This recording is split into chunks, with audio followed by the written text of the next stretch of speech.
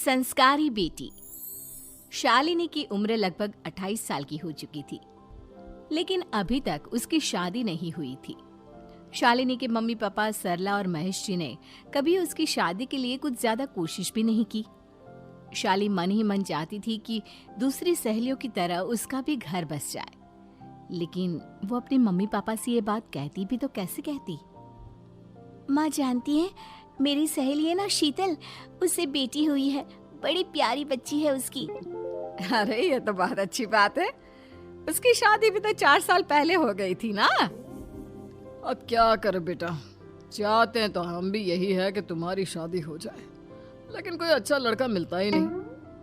कोई बात नहीं मम्मी पापा, मैं जानती हूँ आप मेरे लिए बहुत अच्छा रिश्ता ढूंढना चाहते हैं, और अभी मेरी इतनी उम्र भी तो नहीं हुई है। अच्छा शालिनी बेटा, क्या है ना, मेरे पास नई साड़ी नहीं है और मुझे किटी पार्टी में जाना था, तो इस महीने तेरी तनख्वाह आ जाए तो एक नई साड़ी दिलवा देना बेटा। और बेटा मेरा मोबाइल भी थोड़ा पुराना हो गया है, 6 महीने से इसी को काम में ले रहा हूँ। एक नया मोबाइल ला देना बेटा।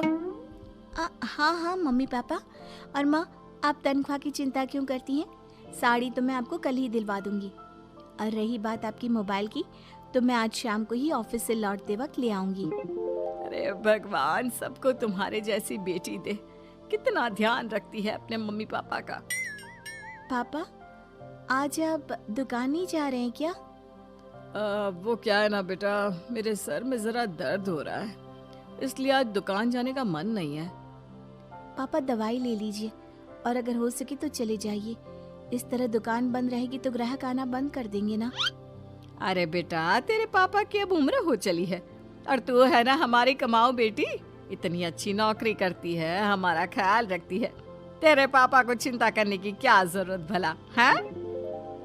ठीक है पापा, आप अपना ध्यान रखिए, मैं ऑफिस से लौटते वक्त आपका फोन ले आऊंगी। और माँ, आपकी साड़ी हम कल लेकर आएंगी। शालिनी के जाने के बाद क्या करे?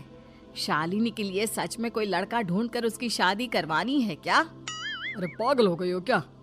वो शादी करके इस घर से चली गई तो हमारे खाने के लिए पैसे कहाँ से आएंगे? जानती हूँ वैसे भी आपको ना दुकान पर जाने में, काम करने में आलस आता है, अच्छे से पहचानती हूँ आपको। हाँ तो क्या हुआ, बेटी नौकरी करती है, जब बच्चे माँ बाप की कमाई पर मजा कर सकते हैं तो क्या माँ बाप बच्चों की कमाई पर थोड़े दिन चैन से जी नहीं सकते? अरे वो तो हम जी रहे हैं ना, देखा ना हमारी बेटी एक ही बार में हमें मोबाइल और साड़ी दिलाने के लिए कैसे फट से तैयार हो गई। एक दिन सरला की एक पड़ोसन अपने भतीजी का रिश्ता लेकर सरला के घर आती है। सरला बहन, ये मेरा भतीजा है प्रशांत, इसके लिए रिश्ता ढूंढ रही थी बहुत दिन से। अचानक से तुम्हारी बेटी का ख्याल आया।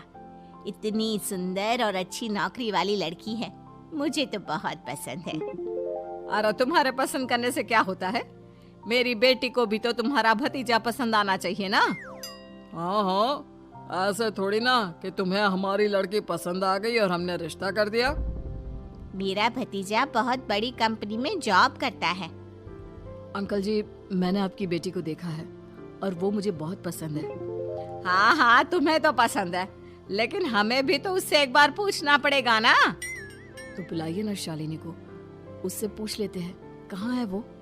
ऑफिस गई है और उसको आने में अभी देर लगेगी। लेकिन तभी शालिनी ऑफिस से आ गई। ये लीजिए, शालिनी भी आ गई।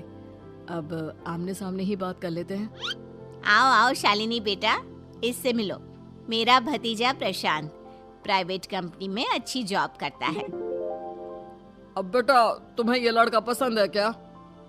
देखो बेटा, सोच समझ कर हाँ करना, तुम्हारे ऊपर कोई जबरदस्ती नहीं है।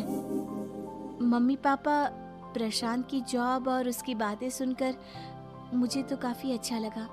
मैं उससे शादी करने के लिए तैयार हूँ। ये लो, सारा मामला यहीं के यहीं निपट गया। लड़का और लड़की राजी हैं, तो अब हमें क्या। सरला की पड़ोसन और प्रशांत वहाँ से चले जाते हैं। अगले दिन, क्या हुआ मम्मी पापा, आप इतने उदास क्यों लग रहे हैं? वो क्या है ना बेटा, तुमने शादी के लिए हाँ कर दी उस लड़के के साथ। तो क्या हुआ माँ, उस लड़के में कोई खोट है क्या? आपको वो पसंद नहीं? अरे नहीं नहीं बेटा, जिसमें तुम्हारी खुशी उसमें हमारी खुशी। हमें भी लड़का पसंद है। तो फिर क्या बात है? अगर कुछ भी है तो आप मुझे बता सकते हैं। तुम्हारी माँ ये सोच सोच कर परेशान है कि तुम्हारे बाद हमारा क्या होगा। तुम हमारी इकलौती बेटी हो, हमारा बुढ़ापा कैसे कटेगा।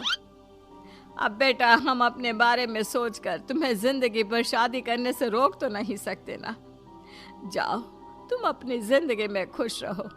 हमारा क्या है, जैसे तैसे जी लेंगे। हाँ, बात तो सही है बेटा। कैसे भी करके मैं दुकान का काम कर लूंगा। तुम और प्रशांत शादी करके खुश रहो। अपने माँ बाप की बात सुनकर शालिनी काफी दुखी हो जाती है।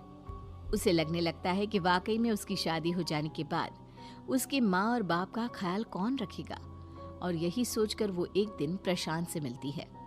देखो प्रशांत, तुम मुझे बहुत पसंद हो, लेकिन मैं चाहकर भी तुमसे शादी नहीं कर सकती। अरे क्या हुआ शालिनी? क्या तुम मेरी किसी बात से परेशान हो? नहीं नहीं प्रशांत, मैं अपने माँ बाप की इकलौती संतान हूँ। अगर मैं भी शादी करके घर से चली गई तो उनका ख्याल कौन रखेगा, उनका खर्चा कौन उठाएगा? तो क्या तुम सारी जिंदगी शादी नहीं करोगी? शायद नहीं प्रशांत, और अगर अपने माँ बाप के लिए ये भी करना पड़े तो इसमें गलत क्या है? प्रशांत की सारी बात जाकर सरला के पड़ोसन यानी कि अपनी बुआ को बता देता है। ये सरला तो बड़ी चालाक निकली।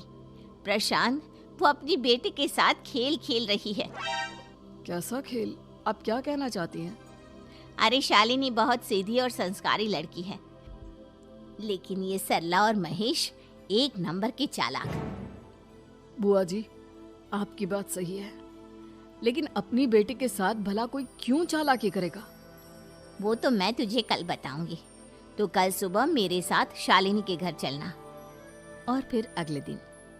क्या हुआ सरला बहन, तुम्हारी बेटी ने तो शादी के लिए मना कर दिया। अब पता नहीं बहन जी क्यों मना कर दिया। हम तो चाहते थे कि बेटी की शादी धूमधाम से करें। हमारी तो बहुत इच्छा थी कि शालिनी की शादी प्रशांत के साथ हो जाए, लेकिन अब क्या करें, वही नहीं चाहती। आंटी जी, शादी के बाद मुझे अपने माँ बाप की बहुत चिंता रहेगी। उनका ख्याल कौन रखेगा? और इसलिए मैं प्रशांत तो क्या, किसी से भी शादी नहीं करना चाहती। अंधी हो गई हो क्या माँ बाप के प्यार में? पहले जरा अपने माँ बाप से सच तो पूछ लो। कैसा सच? यही सच शालिनी, कि ये तुम्हारे सगे माँ बाप नहीं है और तुम इनके लिए सिर्फ पैसे कमाने का एक जरिया हो। अरे अरे, ये तुम क्या कह रही हो? सच ही तो कह रही हूँ भाई साहब। अब सीधे सीधे अपनी बेटी को अपनी सच्चाई बताओगे या फिर मैं कोई दूसरा तरीका निकालूं? हमें माफ कर दो शालिनी। वो क्या है ना, हमारी कोई औलाद नहीं थी और जब तुम छोटी थी तो हमने तुम्हें गोद ले लिया था। तो इस नाते तो मैं आपकी बेटी ही हुई ना। लेकिन तुम्हें गोद लेने का हमारा सिर्फ एक ही मकसद था कि बड़ी होकर तुम नौकरी करो और हमारे लिए पैसे कमाओ, क्योंकि तुम्हारे पापा को काम करने में बहुत आलस आता है। और ये सच है कि हम ही नहीं चाहते थे कि तुम्हारी कभी भी शादी हो। कोई बात नहीं मम्मी पापा, आपने मुझे गोद लिया, पाल पोस कर बड़ा किया। भले ही उसके पीछे आपका कोई भी इरादा सही, लेकिन मैं आपकी बेटी हूँ। शादी तो मैं प्रशांत के साथ कर लूंगी, लेकिन उसके बाद भी जिंदगी भर आप दोनों का ख्याल रखूंगी। शालिनी की बातें सुनकर सरला और महेश को अपनी गलती का एहसास होता है और वो उससे माफी मांगते हैं। उम्मीद है कि आपको हमारी ये कहानी पसंद आई होगी। कृपया हमारे चैनल को सब्सक्राइब करें और सभी अपडेट्स के लिए बेल आइकन जरूर क्लिक करें। और हाँ, वीडियो लाइक और शेयर करना मत भूलिएगा। Bye bye.